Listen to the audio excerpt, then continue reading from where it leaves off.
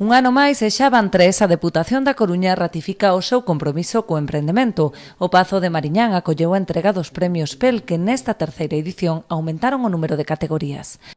E o único que queremos nós é aportar un grau de area que iniciou modestamente con 800.000 euros un plan de emprego, que despois foron 1.300.000, que despois foron 3 millóns de euros, que despois foron 7 e que neste ano xa son 10 millóns de euros.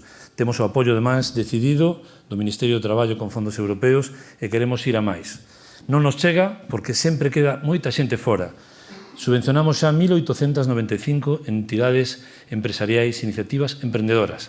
A empresa tecnolóxica Igalia da Coruña recibiu o galardón a mellor iniciativa empresarial consolidada tras case 2 décadas operando como líder no ámbito do software libre.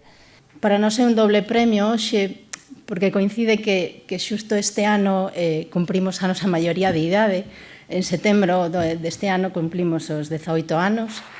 En canto a mellor iniciativa empresarial nova, foi a empresa compostelá Estudio 1917 Makeup a que se fixo co galardón. Fundada hai menos un ano, esta firma especializada en maquillaxe e caracterización para producións audiovisuais e de moda non deixou de medrar. Gracias por el reconocimiento, por poner en valor el esfuerzo que supone emprender, que yo ya llevo años, pero como empresa poquito, pero como autónoma unos cuantos ya. Y bueno, pues que esto es una gran ayuda para poder seguir con ello adelante y luchando cada día.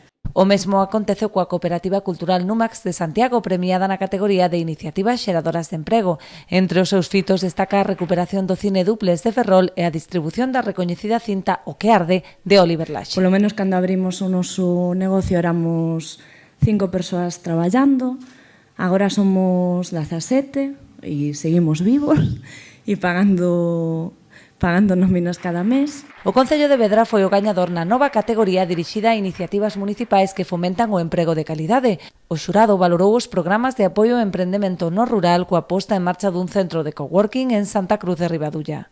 Hai moitísima xente xoven con ideas empresariales, pero que despois atópase cun problema, e é que teñen que vir as grandes empresas de fora, porque en Vedra pásanos, a decirnos que o que estamos facendo aquí é increíble.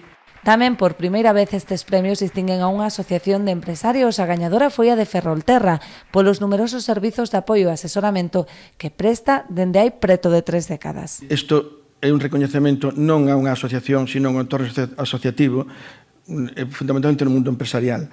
Por último, houbo un recoñecemento para a xornalista ferrolá Beatriz García Couce como mellor comunicadora en materia de emprego. Reconocer el esfuerzo de las empresas y de muchos emprendedores que apuestan por la provincia. Cada un dos galardoados recibiu un trofeo de Olería de Buño, un diploma acreditativo e un premio en metálico de 15.000 euros.